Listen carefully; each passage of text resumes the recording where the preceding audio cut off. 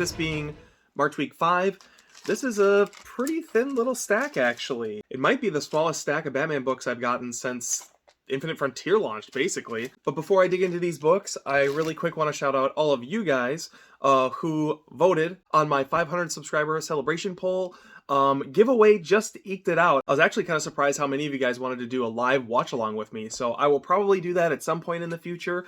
But for the 500 subs, there will be a giveaway. I'm currently working on procuring the items. I think there's probably going to be 3 different things, since I talk about cards, I talk about comics, and I talk about movies.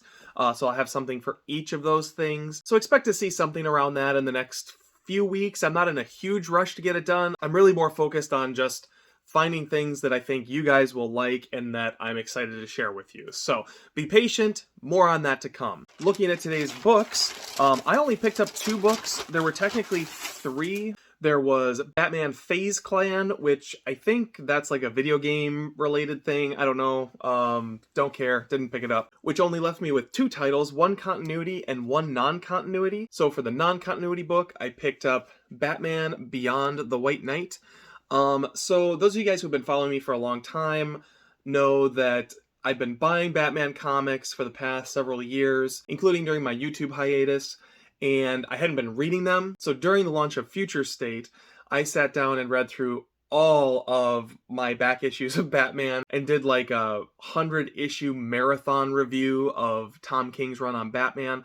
I had also been picking up Batman the White Knight. It was one of the only books outside of the main Batman title that I was grabbing, really because of Sean Murphy. I think he is amazing. One of my all-time favorite miniseries is Punk Rock Jesus, which he did in, gosh, 8+ years ago now. And I've heard amazing things about this, but I still have not had a chance to actually read those miniseries.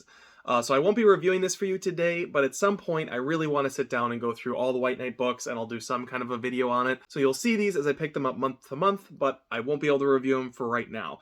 I know, probably time to take away my Batman expert card, but what do you do? So then for the continuity book, I grabbed Shadow War Alpha. I'm really excited to give this a read and find out what happened this week on Batman.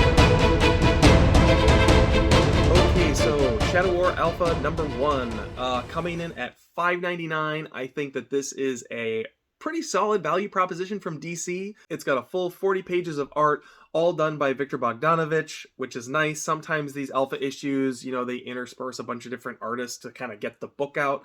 Whereas here they actually invested in one creator, which was nice. Which on top of it, the art in this is actually pretty good. I think Victor Bogdanovich does a really good job with the interiors here.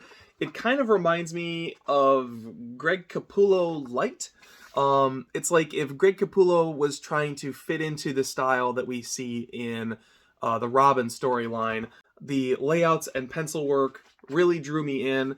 The inks were not too heavily done and really did a good job of bringing out the line work that Victor Bogdanovich had to offer. On top of that, as solid as the art in this is, I think Josh Williamson is absolutely on point with this storyline, and I'm excited to see how things develop over the next several issues of Batman. One of the things I've been really impressed with Williamson on in the Robin story is finding an interesting direction to take Damian Wayne, because a lot of writers just fall back on that, you know, grandson of the demon's head mentality, which most times makes him just read kind of like a spoiled brat more than anything.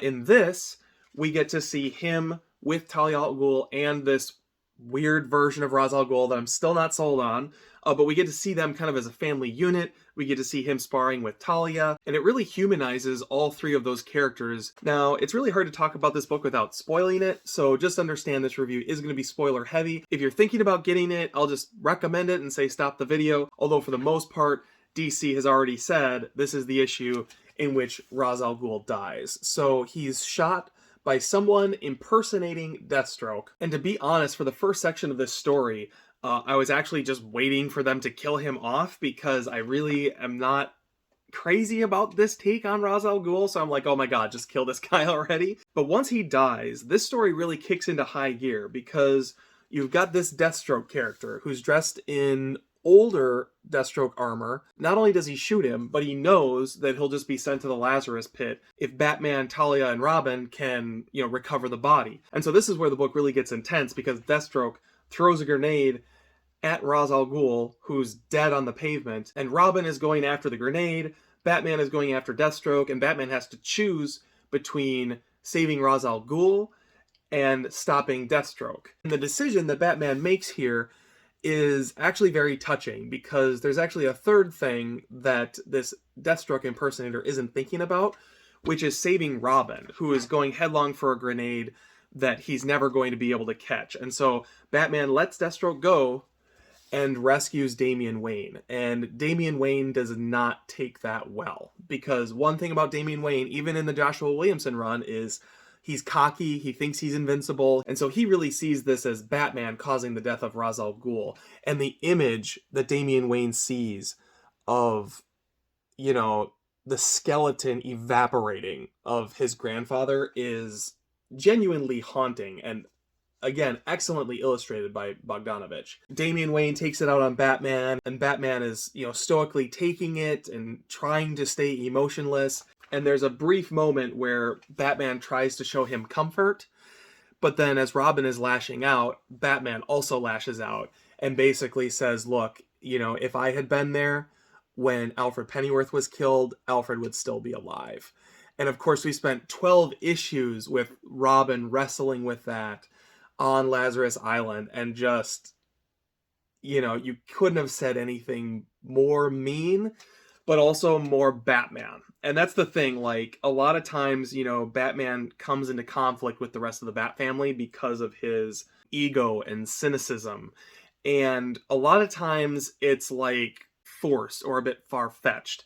This felt like a very human moment that was genuinely jaw-dropping, actually, reading it. It was pretty incredible. So, needless to say, as we get to the conclusion of the book, we have the setup for the war that is to come. We have Talia arming the League of Shadows. We have Deathstroke preparing for war. And that's where the book leaves off. This has a lot of great promise to it. This was a very strong issue. In terms of telling a story that feels like a good hopping on point, introduces you to characters even if you already know them, humanizes them, and then puts them in this tough situation. This book does a really good job of that, so I would really recommend it. I don't know that this Shadow War is going to be able to live up to this alpha issue, because I feel like it's just going to be a lot of saber rattling, but we'll have to wait and see. Joshua Williamson is a great writer, probably the best writer at DC right now, and I can't wait to find out what happens next. So, only one book to review for you guys this week. Thanks for joining me. Go pick up Shadow War Alpha if you haven't. It's probably a key issue. I mean, Ra's al Ghul is pretty dead in this. We'll have to see. I'm sure they'll find some way to bring him back, but I think it's going to be a while before they attempt it. So I hope you guys enjoyed finding out what happened this week in Batman with me. I hope you guys have a great week in comics. I certainly did. And thanks for watching this video. Take care.